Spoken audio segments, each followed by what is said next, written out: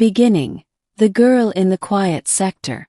The freight station on Varan 6 was the kind of place nobody visited unless they were broke, lost, or avoiding someone. For me it was all three. I'd taken a contract ferrying scrap parts between derelict moons, the sort of job that barely paid for fuel but kept me far from noise, chaos, and attention. I'd gotten comfortable with loneliness. It didn't make demands. So when the station cafe door hissed open and she walked in, I didn't expect my life to flip upside down. She looked normal. Well, as normal as an off-world traveler could be in a mixed-species port. Tall, slim, wrapped in a travel cloak that hid most of her features. Only her eyes were visible, a bright silver that caught the overhead lights and reflected them like polished metal. She hesitated at the counter, scanning the menu with quiet concentration. Everyone else in the cafe did what people usually did around strangers. They stared, whispered, or shifted away in silent suspicion. I didn't. I just kept eating my ration stew. Her gaze drifted toward an empty seat near me. She approached, slow, cautious, almost unsure. "Is this seat taken?" she asked. Her voice was gentle, but there was something layered beneath it. Formality, maybe authority, but softened by unfamiliarity. "Yeah," I said, glancing up. "It's free." She sat down with a small relieved sigh, like she'd been holding her breath. Most people would have tried to impress her, or flirt, or stare too long into those strange metallic eyes. But I didn't. I wasn't in the mood for theatrics, and I'd met plenty of weird travelers at backwater stations before. We ate in silence for a bit. Finally she spoke again. "You're not from around here, are you?" "Nope. Just passing through," I said. "You?" "I suppose you could say the same," she answered, choosing her words carefully, like every sentence had to be weighed. She flinched when a pair of rough-looking miners at the corner table glanced at her too many times. They whispered something in a dialect I didn't know, but their tone was unmistakably rude. It annoyed me. "You don't have to worry about them," I told her. "They just like picking on people who look like they don't want trouble. Ignore 'em." Her eyes widened slightly. "You speak to me," she said slowly, "as though I'm just anyone." "Well," I shrugged, "you're sitting here eating stew. That's a pretty anyone thing."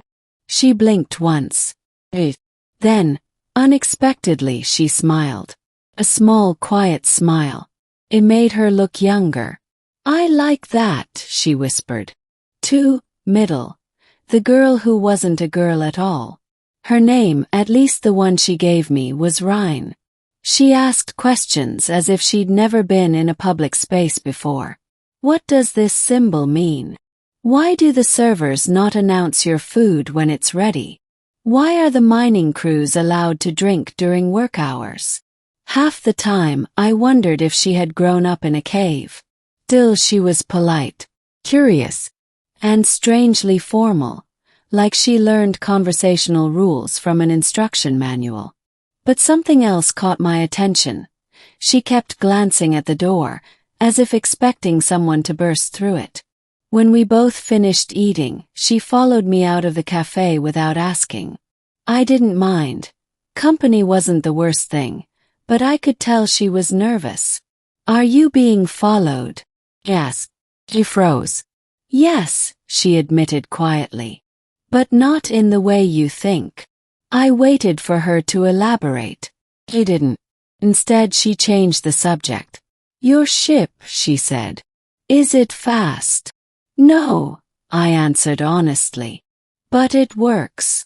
"That's good enough," she said, sounding like she relieved more than she should have been. I stopped walking. "Hold on. Why do you care if my ship is fast?" She hesitated, then exhaled softly. "I need to leave this station. Soon." "Why?" "Because," she whispered, "people are looking for me." "Bad people."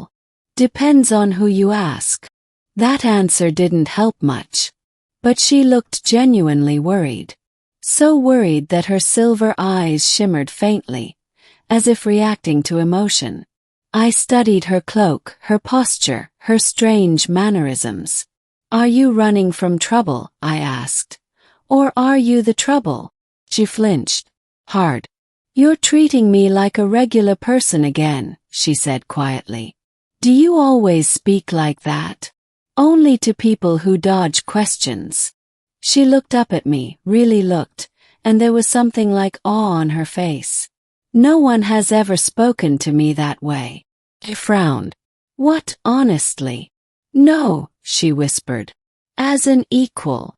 Before I could question that, a loud alarm blared across the station.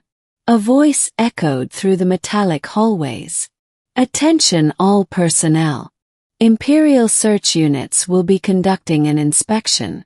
Please remain in designated areas." Rhine immediately went pale. Her hands trembled. "Not them," she whispered. "Not now. Imperial search teams." "Yes." "Why would they?" "They're here for me," she said. "I must hide." I almost told her she was being paranoid. But then a line of armored Imperial wardens marched into the corridor. Their armor was unmistakable, black and silver, trimmed with symbols of the Valkyrian Empire, one of the most feared powers in the outer systems. Rhine tugged on my arm, desperate. "Please, don't let them see me." I wasn't exactly a hero. I wasn't brave or foolish or eager to take on an empire. But the fear in her voice hit something in me. He nodded. "Follow me." 3. Escape. And the secret she couldn't hide. I led her through back service tunnels, down rusted stairwells, and finally into an unmapped storage bay. My ship was docked a few levels away, but wardens had already spread through the facility. Rhine paced like a cornered animal.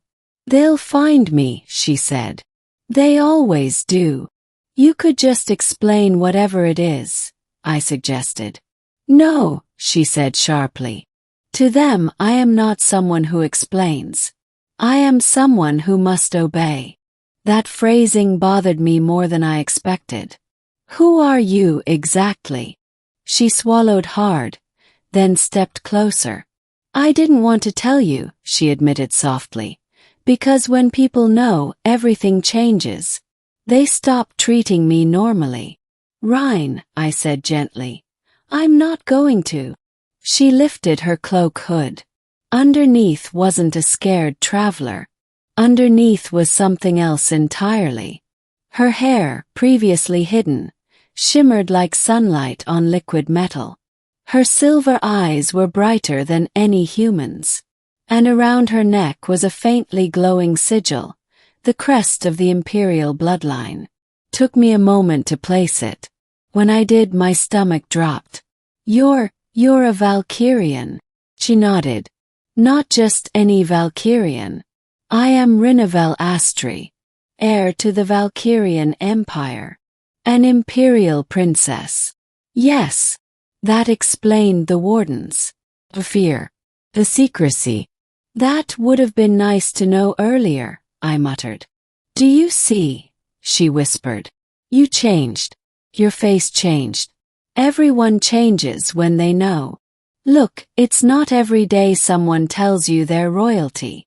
She stepped closer, her expression softening. "But you were kind to me before. You spoke to me like a person, not a symbol. Doesn't mean I'm happy about running from Imperial soldiers." Her eyes shimmered again, hurt this time. "If you wish to leave," she said softly, "I won't stop you.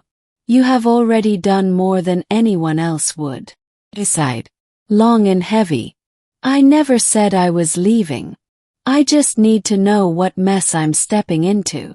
She hesitated, then nodded.